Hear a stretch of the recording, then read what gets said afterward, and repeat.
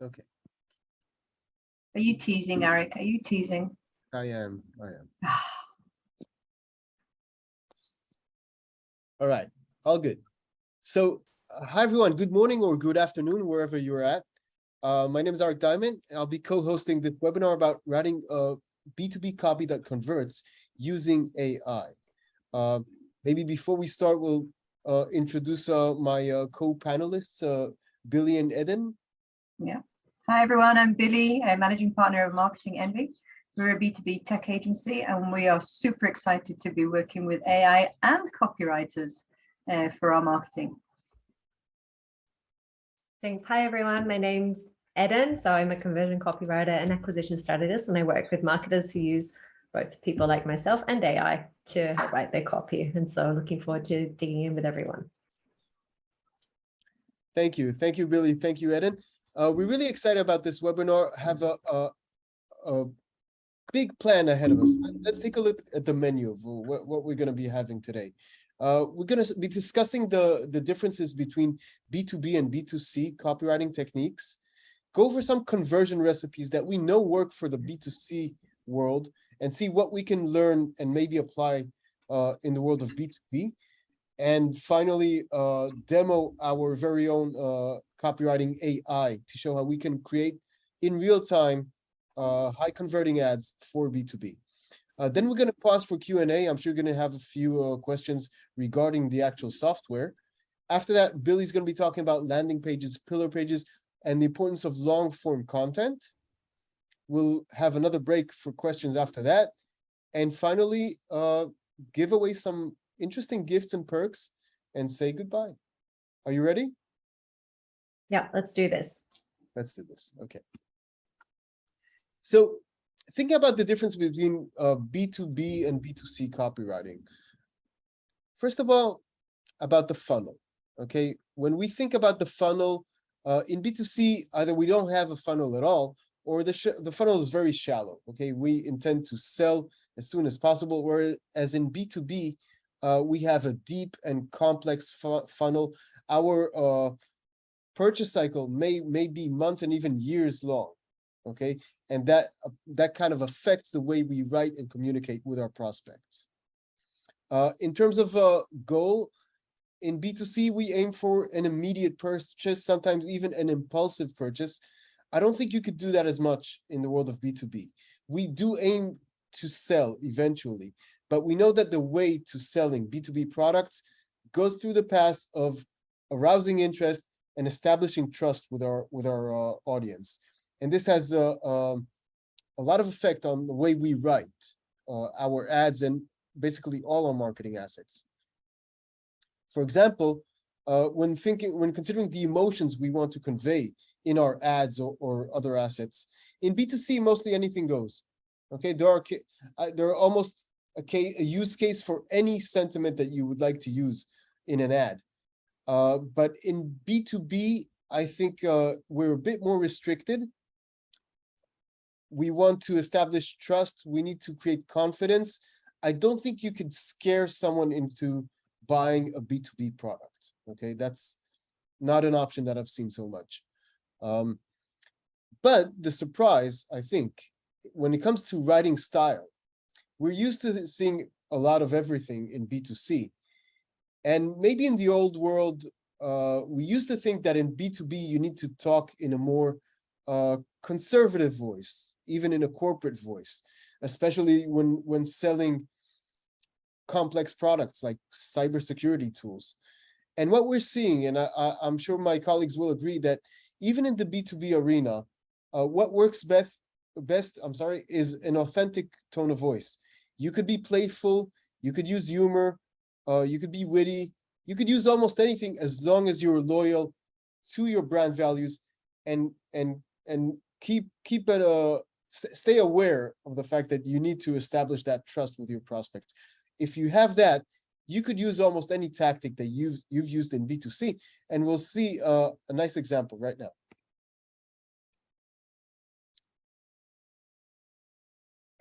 There used to be one way to pirate. You pillage, you loot, you set fire to the village, you move on. But that model was ripe for disruption. Yarr. Excuse me.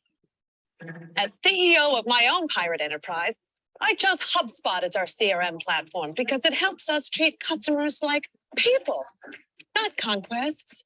Plus, it enables my teams to work together seamlessly as we expand. And ahoy, did we expand. 600 new customer acquisitions in the South Pacific. We're going westward and winds at our back. But with HubSpot's easy-to-use CRM platform, the whole fleet is on the same page, and our customers never slip through the planks. It's always a pleasure. I know they're pirates, but they care. Thanks to HubSpot, I have learned that my real treasures are my employees and customers. At gold. But but mostly customers. A little bit of gold. HubSpot, grow better. I love that one every single time I see it. It is. It's good. And it's a great example to show that you could be witty and funny, even provocative, when selling to B2B, as long as you stay clean in a way that you eventually establish trust. And I think confidence and trust is something that is an underlying subtext in this video. I know they're pirates, but they care. So it's still there, even though there's a lot of joking about. But you're right. But I think that's one of the things that a lot one way to pirate. Oh, sorry. You fill it, you lose. I think that's one of the things that B2B marketers struggle a lot with, though. It's where's that balance between saying what we need to say and saying it in a creative or funny way. Because if you swing too creative, you lose the essence of what you're trying to communicate. But if you swing too bland, too dry, and too corporate, then you absolutely lose touch. You're not able to hook in people or capture their attention, or even bring them to even have a conversation with them. Yeah, I agree, especially for startups. I think that often we have clients who are, coming into a very competitive landscape when there are, very well entrenched companies in there, and just to rise above the noise of their competitors who have squillions more marketing budget than they do, they have to get creative, and they have to get creative in their copy, in their visuals, in their videos, otherwise known as marketing. Absolutely. So we're going to explore that tension between being witty or being more corporate. Let's look at some conversion recipes that we know that work for the B2C world, and maybe try to think if we can use them for B2B as well. Okay. Are we going to use the voting mechanism, Arik? We're going to do that? Yes, please, by all means. So let's take the first pattern. We know this works great for B2C, right? Listicles. Listicles, they capture our attention. They're interesting. 5 ingredients a dermatologist is begging you to keep off your skin. This one really makes you want to start scratching all over. And you see that the ad is very, very well performing in comparison to another ad that is not a listicle. Will this work for B2B as well? Show by vote, please. I'll give you another 10 seconds to vote.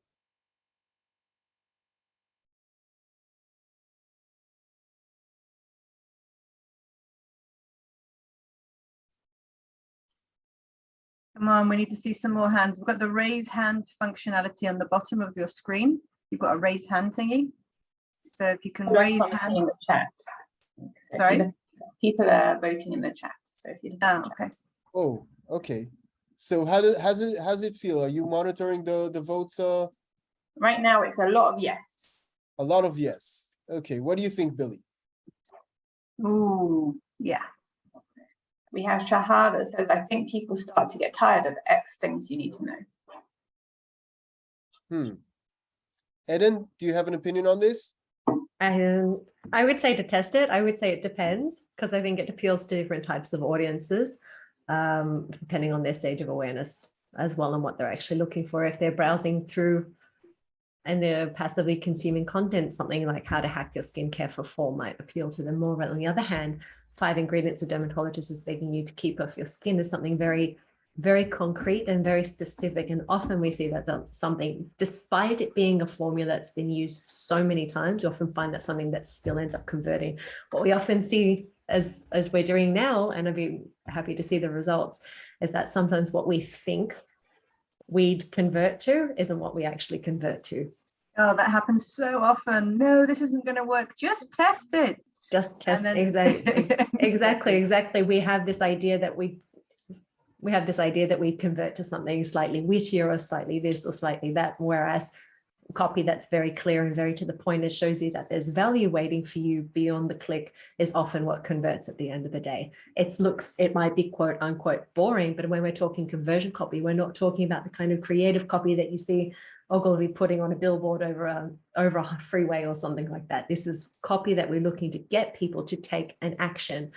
Usually that copy is much more clear and to the point. Thank you.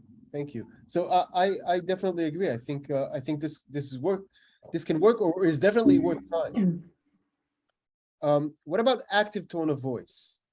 We know that this works in B2C to the point of being imperative. Okay, treat yourself. Stop doing this now or do that. Will this work in B2B? Why What not? do you Yeah, why not? think? Yeah. I see it working.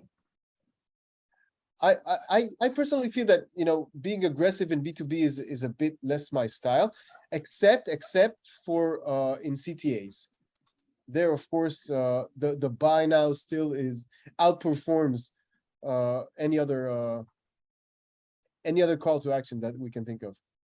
See, and this is something that's very interesting, the difference between B2C and B2B copy. So for example, in this case, unless it's a CTA button that it's like shop now, download now, click here, book a demo, things like that, where we need the copy to be absolutely clear what the action is that we want them to take.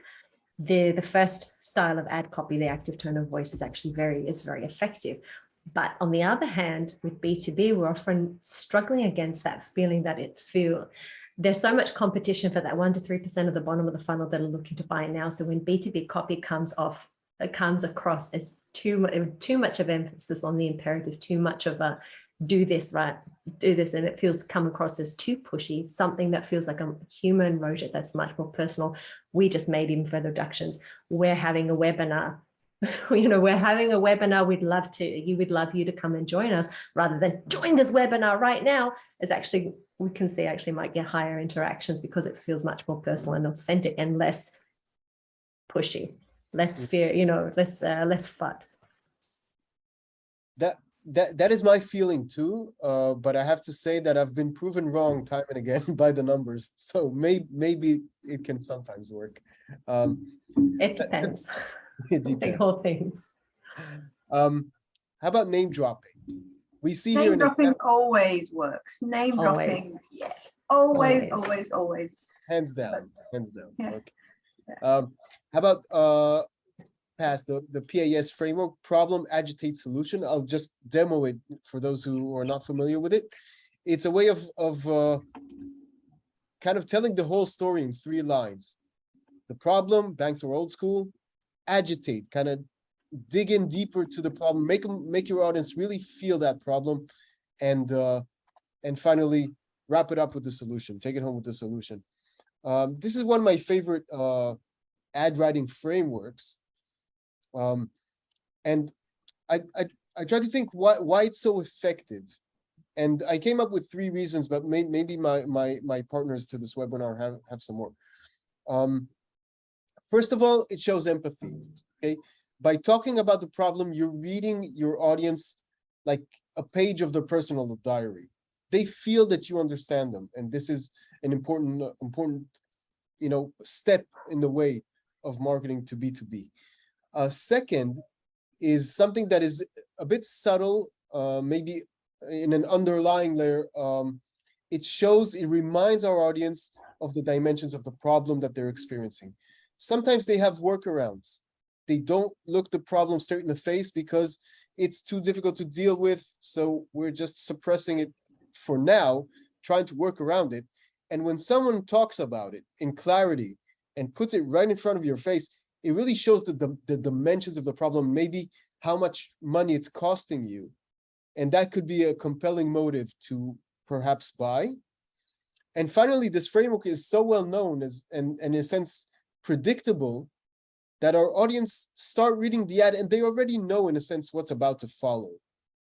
And I feel that this creates kind of, it's like a contract with our audience. They know the structure of the ad, and it's easier for them to follow through, I think. What do you think? Well, it's known that it's a known framework to work. I think that often with B2B, there's so much pressure on the marketers to cut to the chase that they sort of like skip this. And I think that's where, that's where the problems start with poorly managed campaigns, and it starts with the copy, basically, that it hasn't gone through this process. I think as well, to that point, Billy, that we often have, there are so many different target audiences or so many different personas it might be targeting at any one point in time. So there's a process of needing to shift and organize the information in such a way. So what problems, or how do we speak to this persona? How do we speak to this persona? How do we speak to this persona? And things start to get a little bit messy for people on the back end as they go through and they're bringing these pieces together. So as you mentioned, it's not so much that they skip it, but it's more that they almost don't even know where to start sometimes. Interesting. Okay, so let's move on to working with AI to produce some of these known recipes for copywriting. But before we do, let's maybe say a few words about why now. Why are we talking about AI, copywriting AI now? And what we see in this graph is the evolution, or maybe it's a spike in the evolution of language processing models, okay, that have become 10 times more complex and elaborate than they were just 2 or 3 years ago.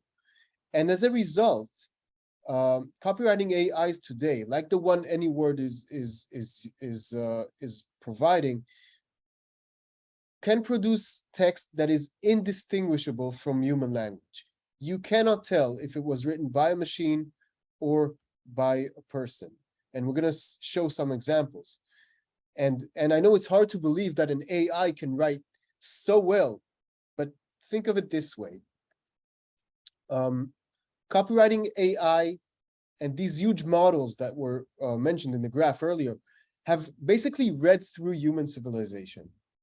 Anything that we as humans see fit to document, from the Greek philosopher Homer to Homer Simpson, any recipe to any apple pie, any cocktail, any love letter or hate mail, everything we've written and published on the internet has been read and processed by these AIs.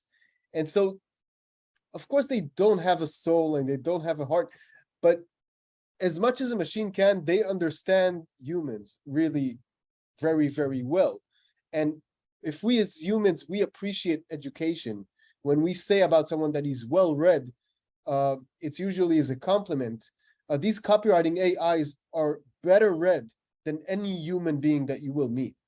And this is what enables them to produce all kinds of marketing copy, from short forms like ads and SEO descriptions, and all the way to ebooks and blog posts, the longer forms. And we're even running an experiment now. There's a customer, an Anyword customer, who's filming herself writing an entire book using AI. Okay, 50,000 words using AI. Ironically, the title of this book is Why AI Needs Ethics. It's a true story, and hoping to share this book with you in just a few weeks. So let's take a look at an ad that was created by an AI. I'll read it for you. There's nothing better than cake and cookies. Well, apart from cake and cookies.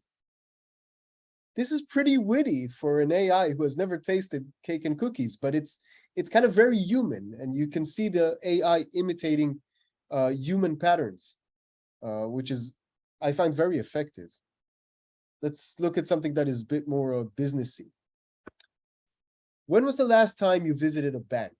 This is an ad we ran for a digital bank that was written by AI. So when was the last time you visited a bank? This is an AI being cheeky or provocative, maybe. So it's pretty cool that AI can imitate these patterns, not just in words, but also in tone of voice. that we as humans use. And now it's time for the live demo. We're gonna show some AI, copywriting AI in action. And we thought about what could be a good business that we could advertise that all the participants in this webinar are familiar with. And we decided to go for HubSpot. Okay, so we're gonna create HubSpot ads. But before we do, I'd like to give a chance to our very human copywriter, Eden.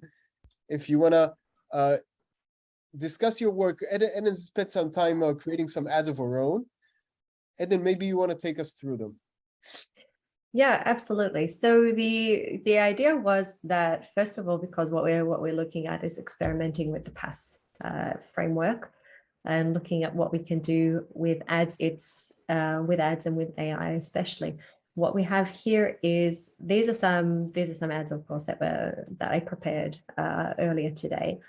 But what we see here is that there are certain patterns in language, and that's exactly something that you said, that you mentioned before, Arik. There are certain patterns, there are certain tonalities, there are things underlying in speech. These speech patterns, this is what the AI has picked up on, and it's going to be, and they're able to replicate those. So when you put in input new information, and then you add the human natural speech patterns and frameworks on top of it, it's able to combine the two and give you a really good head start with your copywriting. These I wrote completely from scratch, but I know you've got some that you're going to share. Yeah, we use the same parameters for your ads and also in the AI, right? So we're going to.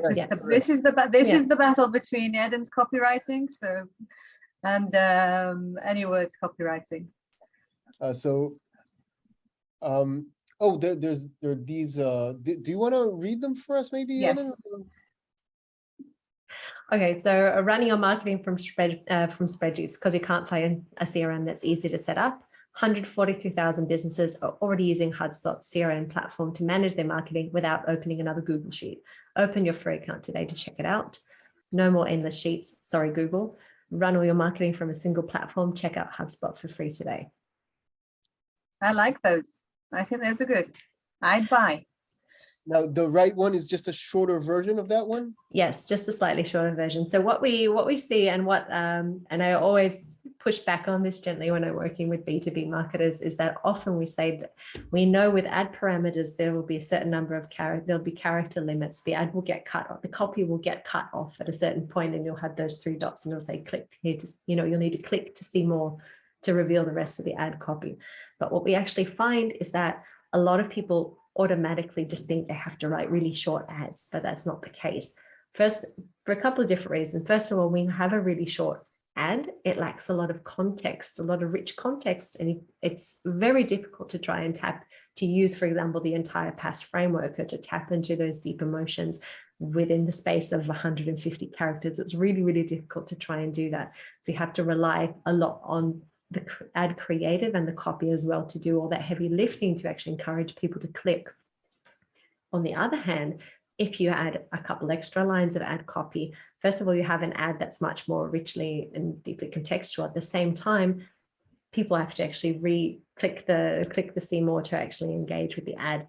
They read the copy, they spend more they have more dwell time on the copy, they have a better experience, and then they're also more likely to click through. So it's actually one of the always things I always try to push back and say, just don't just default to writing short copy.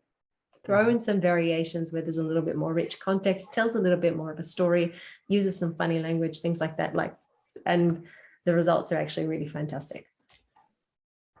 Amazing. I totally agree. You never know if it's good. The shorter version or the long version, sometimes you're surprised.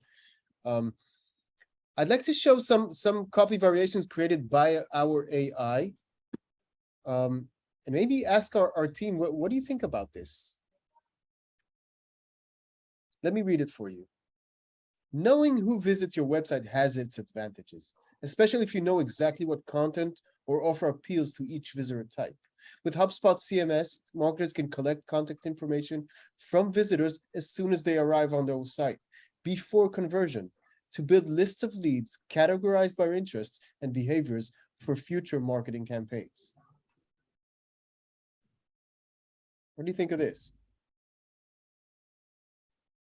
Yeah, something for a long form, for a longer form ad, especially the second part where it actually dives into a good explanation of the HubSpot CMS. It's actually something that's really good. It's a really good backbone for an ad. It's give you something to work off. I really like that it's explained the benefit, one of the benefits of HubSpot CMS to marketers. And I think it would be something that's very interesting to work off, and you could play around there with some of the ideas that you have in here in terms of splitting up between that body copy, the headline, and the link description as well. Mm-hmm. So I'm going to demo, to your question, Billy, I'm going to demo the software right away. Just showing another short example that was created by AI. Again, we can play with the styles, and maybe I think I need to bring you right to it. So without further ado, what we see here is the Anyword interface, okay? And I've chosen a section called data-driven copywriting, which is, I would say, a family of solutions that not only produces copy, but also kind of tells you what are the chances your copy has to convert, okay? We'll talk about that maybe later. But to kick off, I'd like to create a Facebook ad. And we said we'll do it for HubSpot, right? Arik, I think this is also a good place to show how you can import the content from the web page, because that's not something that every copywriting tool actually has. That you can actually, it actually pulls it can help pull the information. Thank you, Ed. I'll do that right away. So I'm invited to describe my product, but there's a shortcut. I can import from a web page. I can just direct the software to the HubSpot web page. And what happens in the background is that our software kind of crawls the HubSpot website, reads the product features, the Q&A, the customer reviews, everything, and populates all these fields. So we can help the software a little bit by maybe mentioning product attributes. Let's talk about some maybe interesting product features. What do we have in HubSpot? We have lead scoring, right? CRM, email, workflows, CRM. CRM. Yeah. Anything else? What would you say? What would you say are the key benefits that you as a marketer get from HubSpot? One platform for sales, marketing, and service. Yeah, automations in general as well. Sales, it's huge. Marketing, alignment. I'm sorry, you said something, Eden? No, I was saying so about automations that popped up in the chat as well. Marketing automation. I'd say there is obviously sales, marketing, alignment, but it's like one platform for sales, marketing, and service. One single source of truth, maybe. The name says all in one life cycle. Okay. I guess this will do. I'm pressing generate. And this will take a few seconds. And we'll see a few copy variations already suggested by the software. Everything you need to grow your business. HubSpot CRM integrates marketing, sales, service, and website building software so that every aspect of your company works together seamlessly. Click here for more information. So that's actually not a bad ad. Okay, there's some good content. There's some good content here. I can see that it has a predictive engagement score. Let's maybe drill into that, and then we'll go back to the actual copy. So I can see, based on historic data, how likely this ad is to perform. So we're roughly the 62nd percentile. This is not 100% accurate, but it does give you a general direction of whether your ad is likely to perform or not. And you could also see which age groups are more likely to interact with it based on the style, which gender. Okay, that could be useful for some products. So going back to the copy, these are the default copy variations created by Anyword. Now let's take a look at the different frameworks that we could use. Let's use the past framework, okay, and regenerate. So while the system's working, I'll just say that this software is infinitely creative. Every time you press generate, it will create new copy variations that have never been tried before. So this is not copy paste. This is generated from scratch, and needless to say, never has writer's block. You could just keep on generating until you're happy with the result. So these are longer formats because we use the PASS framework, and we can take a look at some of them. For example, struggling to sell more products or services, don't let potential customers slip through your fingers. Okay, that's not bad. That's crazy. I just find that unbelievable. Yeah, I think the one above it as well is quite good. It feels extremely genuine. That second line, wouldn't it be easy if you had one tool that could handle all three? As you mentioned, it's very authentic. That's something someone would say to someone in a conversation. It's not something that, it doesn't feel corporate at all, or it doesn't feel like it was generated. It's conversational. It's exactly. Absolutely, and it really has a nice score. And what we see here, first of all, is that all of these suggestions, or maybe many of them, have good bits. And what I sometimes do is use the ads as is, okay, as they are produced by the software, or I can mix and match it. Just pull a sentence from here, an idea from there. We call this an 80% tool. Okay, it does a lot of the heavy lifting, put some interesting possibilities in front of you, and as a marketer, you're free to choose what you want to use in what form. Let's give it another try, maybe another framework. Can we do the playful? Let's do the playful. Let's do the playful. Let's do the playful. It's fun. Okay. Is there any keyword that you would like to integrate? This is an important feature, especially if you're writing for SEO. Okay, you want to incorporate keywords in your copy, but not only. Okay, we know that name dropping works. We've just seen that earlier, and sometimes there's a name or a keyword that you're really keen on using in your copy, so you could use that here. Any keyword come to mind? Funnel? B2B marketing. B2B marketing. B2B marketing. Now, it's not mandatory that this keyword will be used, but it's it's very likely. Let's see. I see we've got a question as well in the meantime. Question is, can you put this directly through something like Copyscape? It's from Kenny. Arik? I'm sorry? Can you put this directly through something like Copyscape? And Kenny asked that question. I'm sorry, did not understand the question. No, Copyscape is a plagiarism checker. Oh, that feature exists here, so you don't need to check. Don't need to copy paste it to somewhere else. You could verify the authenticity of this copy and make sure that it hasn't been copied right from the tool. Let's look at we wanted playful examples. They're not highly performing, and I'm being completely authentic with you, but HubSpot is a leader in B2B marketing. If you're not using HubSpot, you're using the wrong software. So the first part is not good, but the second part is good here. Right?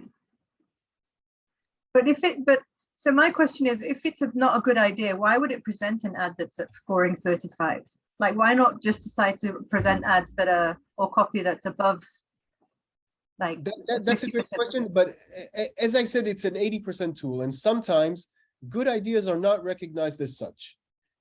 There may be cases where the copywriting AI generates a copy variation that can be quite useful, but there just hasn't been enough examples of similar copy, so It hasn't registered so far as a high performing variation. I got it.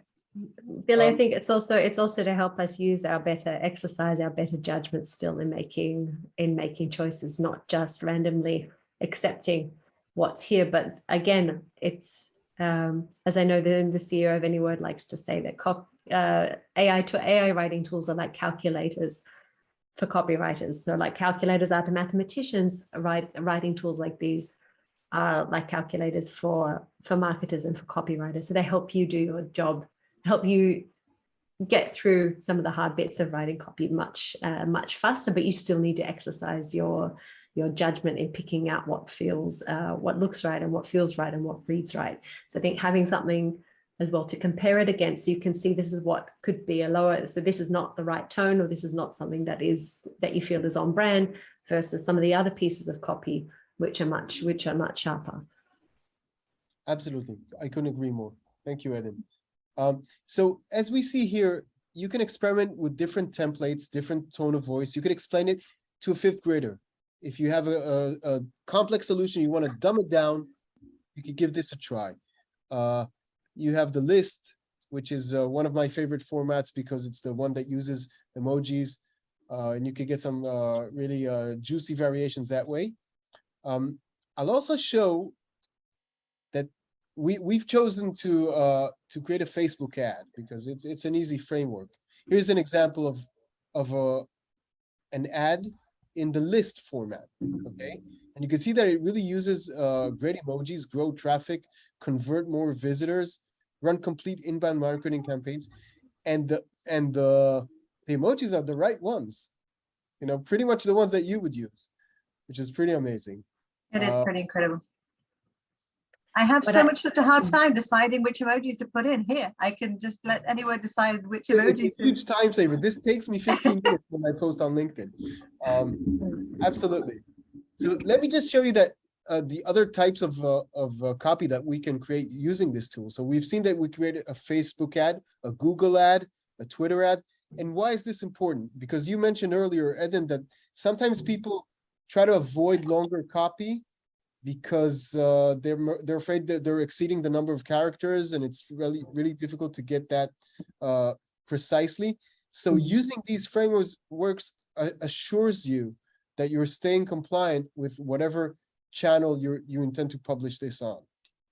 So in terms of a character count or whatever other limitations you have, you can do anything, most anything from Facebook ads to product listings, Instagram captions, everything. So it's really quite useful. And before we continue to maybe talk about the longer forms of copy that we can do with this tool,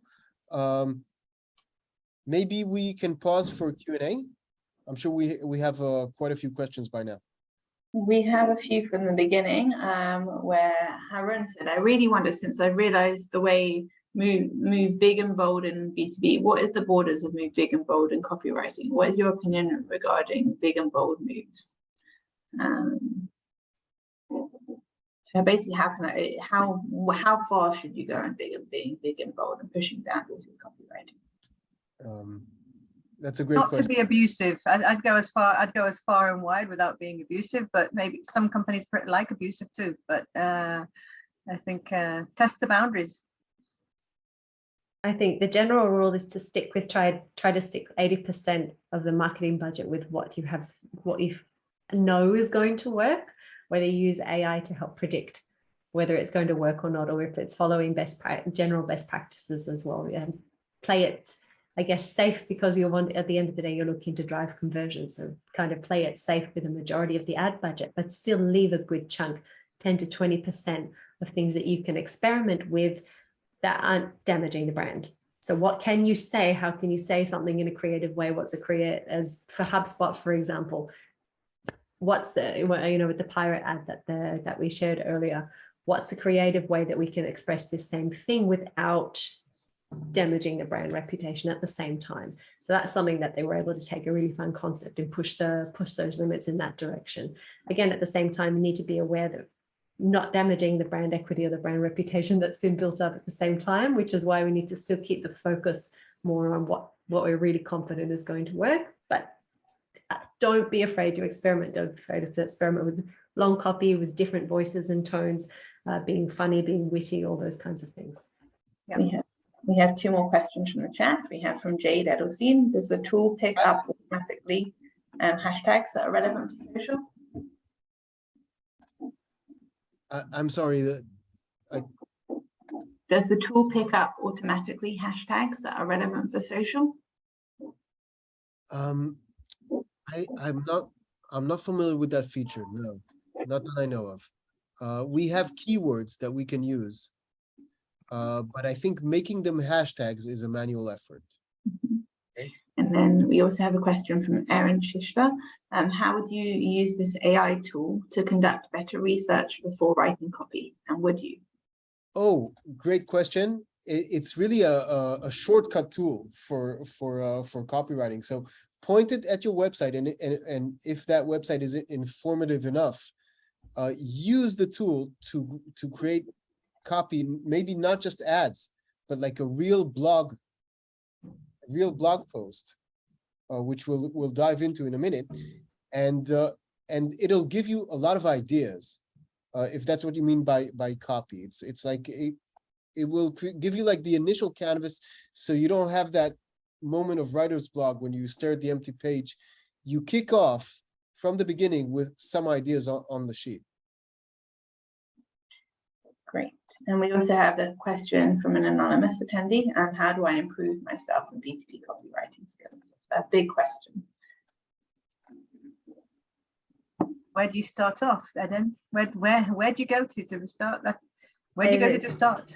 Yeah, to be completely honest, I start with research from my perspective, and then from my perspective, research is 80% of the work that actually goes into copywriting. You can't know what you need to write if you don't know the audience deeply enough, and if you don't know the company deeply enough, and you don't know the goals that you're looking to achieve with the copy that you're writing deeply enough. So when we find that when people struggle a lot with writing copy, it's usually because they're missing a piece of that puzzle. Eugene Schwartz in Breakthrough Advertising said copy is not written, it's assembled. So you're bringing all these different pieces and you're building a puzzle, you're building a picture, you're building like a Lego village, all these bricks. So we've got audience research and all these things that build it up together. AI copy is going to be one of those bricks that can help you scale a bit faster, I guess, some of those buildings as you're going through it. But a lot of it is just is getting as close to the research as possible. So great places to start off with going through company reviews, for example, if you're a software company on G2 or Capterra, things like that, looking at the customer testimonials, reading through the case studies, things like that, start to see what kind of emotions, feelings, pains, problems that people are describing, things that are coming up, and then use that as the basis for inspiring your copy moving forward. Just reading and absorbing as much as possible is really what's going to help. There's no shortcuts other than AI. Sorry. And we have one final question so far. Do you have any more B2B dedicated webinars coming up, Billy? Of course we do, all the time. Almost every week. Yeah. Follow them on. Yeah. Well, once you signed up to this, you'll also be on our list, so we can send you out whenever we have. Forever. Yeah. Forever.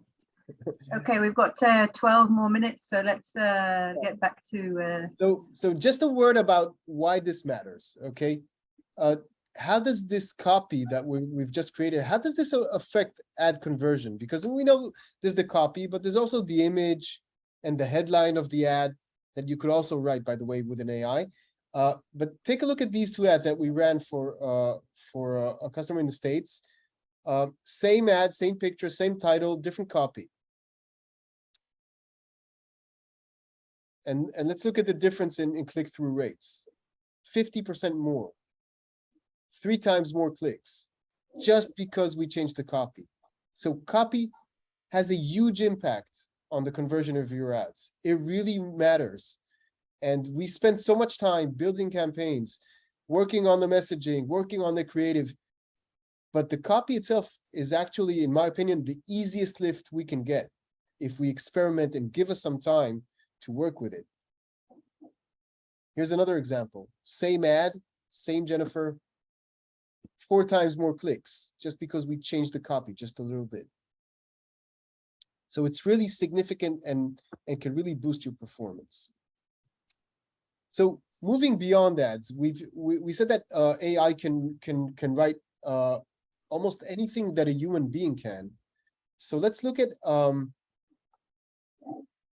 some more use cases for using copywriting AI, and we have a video for that, I believe.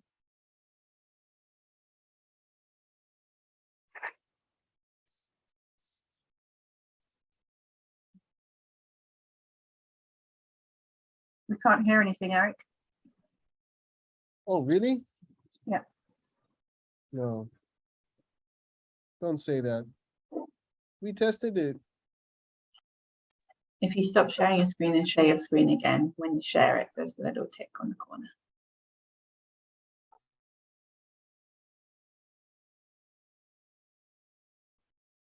Thank you. All right. Lewis says.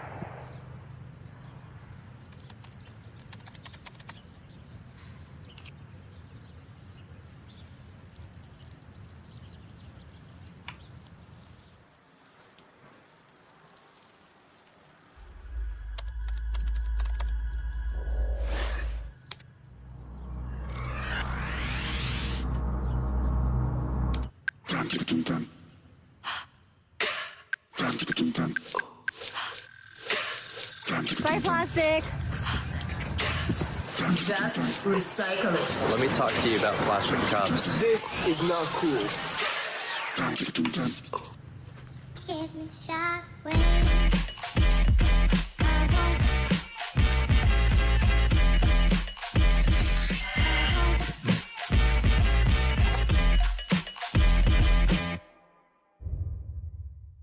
Very cool. Thank you. So this is of course a commercial, but it's totally real. The social media post that was used in this commercial was written by AI. All you need to do is just kick it off with a short sentence about what you wanted to write, and it will take it from there. It's actually quite amazing, and if we have time, I'll demo that as well. But I think now we have some slides from Billy. Yep, I hope so. Oh no, it's the ad again. Here we go. So yeah, so I basically wanted to show the impact of long form copy onto like website conversions and time on sites, because there's always this argument of how long to write, and is a shorter ad better than a longer ad? Is a shorter landing page better than a longer one? Is a shorter web page better? You know, everything. You know, there used to be this movement that they keep everything short and concise. Yet it's not true. Many people do want to read in depth, and then many people also just want to scroll. And there's a reason why when you conduct a Google search on any topic almost, the first pages that will come up are Wikipedia pages. And that's because Google loves them. Google loves them because they are frequently updated. They are very, very long. They're packed with links, and they are very, very relevant. And the idea is that, you know, companies should be adopting habits that Google loves, because that's how you get your ranking. So here I'm showing really examples of what happened to Marketing Envy's website when we started to put longer form pages on our website. So here you can see that these long form pages are basically called pillar pages. They're roughly 1,500 words long and above. They're very rich with the relevant keywords. They've got a lot of links in them. We've even added videos to ours. And they're just performing really, really nicely for us. So here you can see for the same service, which is cybersecurity marketing, right? The green line obviously died when we changed the link with the longer pillar page. But you can see, so like our conversion, our page view to contact rate was sort of like at 1% and below before we made the pillar page. And then you can see that it's increased, and then we're now on above 2% conversion rate as we speak right now in July, which is pretty incredible. We're now going through the process of updating all of our service pages to become pillar pages as a result. If you can click on the magic button for the next slide, please, Arik. Here you can see time on site. Again, we went through, you know, you can see that a little over a year ago, we changed that. We changed to a pillar page. And here, again, cybersecurity marketing, we went from, you know, below 100 seconds on average to minutes on the same website. And the reason this is the whole AI tool is fantastic is if it helps more companies write longer pages, which, to be honest, that's the reason why most of us don't do it. It's like, haven't got the time, haven't got the resources, haven't got the know-how of how to write such long pages, then if AI can help marketers with this, with writing longer form content, which is very, very relevant to the target audience, then this isn't a game changer for SEO performance as well for any company. And that's sort of like really what excites me about the AI. And when you, Arik, told me that there's a book being written by a tool, it's just like blown away. So if you can write a book, then surely you can write long form pages for the website. If you can click one more, I've got just compared again for different services. Okay, so this is actually from our website right now, 2 different services. One of them is a landing page, and one of them is a long form page, and one of them really isn't. And you can guess which one is by the time of site. Okay, so break away from the notion that people don't read, they want long, but they want only short form copy. It's really not true, and especially Google doesn't think it's true. People want to sometimes read long, sometimes read short, and especially read headlines, read bullets, read in any way they want, basically. So that's something that I'm really looking forward to seeing more and more companies really adopt it, have it easier for them because of the AI. Amazing. This is really impressive. Maybe I'll say we don't have time to demo that feature, but I'll just say in a few words how can you write long form copy with this tool. We've seen it write short ads, but when you take a bigger endeavor like writing a 600-word blog post or a 2,000-word pillar page, what the AI does is propose a table of contents. Okay, like what are in bullet points, what are the chapters that you want to write? And you approve those, maybe rearrange them a bit. And when you're happy with that, with the outline, that's when you click generate, and it creates a different paragraph or different chapters separately that you can, of course, edit and approve. But it takes slightly longer to write, like a full blog post can take you as long as an hour, but it's still significantly less than it would take you to write it from scratch by yourself. Arik, we have a question that's relevant to this about, is the AI taking into consideration SEO best practices for blog writing to be used to ranking in Google? Absolutely, you could type in keywords that you want to use, which is very relevant, especially if you're writing for a pillar page. We also have another question about whether the tool can be used to build the LinkedIn About Me section. I'm sorry. About whether the tool, Anyword, can be used to build the LinkedIn About Me section, as in every company has an About Me section. About Me section. It can write anything. We also have, so we use templates in Anyword because most of the use cases are either targeted to blog posts, emails, or ads. But there's also an option to just freestyle. Just write me anything. You could limit it by number of words, and then you could write for any purpose for LinkedIn About Me or whatever you want. Okay. I think we're just about out of time. I want to thank everyone for participating in this webinar. It's been great fun. And also, Billy, I think we promised some gifts and perks. You want to talk? No, I don't think they want any. I don't think they're not, Okay, not really. Yeah, give it to them. Okay, I'll start with ours. Anyword is offering the participants of this webinar 5,000 free words to get you started.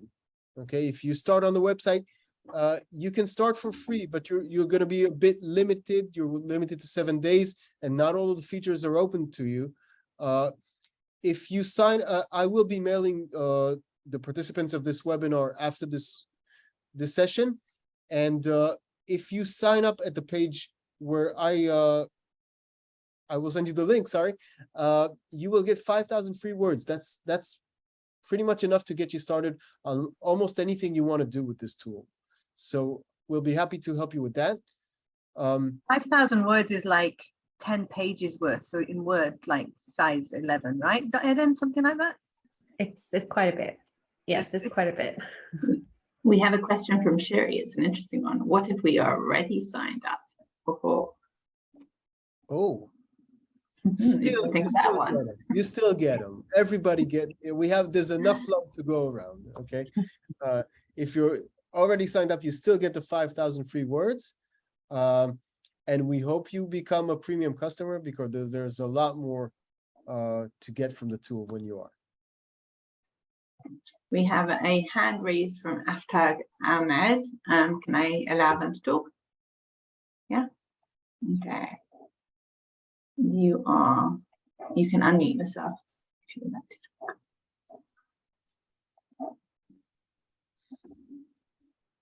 Nope. Okay. And lots of people are saying thank you. Shahar saying Well, thank then you. I think we've got another gift as well. 1 second, we've got more Oh, gifts. there's still More gifts. thank yous, though. Arik, Grateful. Arik, Yes. what about the other gifts? Yes, please, Billy. Okay, so I'm going to take the list of everybody that participated today, and we're going to offer 1 hour of marketing consultation with me. We'll announce who that's going to be early next week once we've raffled it. And I'm looking forward to speak with whoever it is that wins for an hour of B2B marketing consultation. Then and likewise, I'm offering a 1 hour copy strategy consultation. So I'll get the list of participants as well from Arik and Billy, and I'll raffle a name and I'll announce it, and I'll email the lucky winners. People are very excited. There's a lot of clapping and Can I get an hour free consultation? Ed and Billy? No. Oh. I feel like you got that in the preparation. I think you've had enough. I think you've had your fair share, Arik. Leave some for others. Okay, guys. For the sake of time, we'll break now. Thank you so much for participating. Thank you very much, everyone. Thanks everyone for joining us. See you next time. Thank you. Bye. Bye. Bye. Okay. Yeah.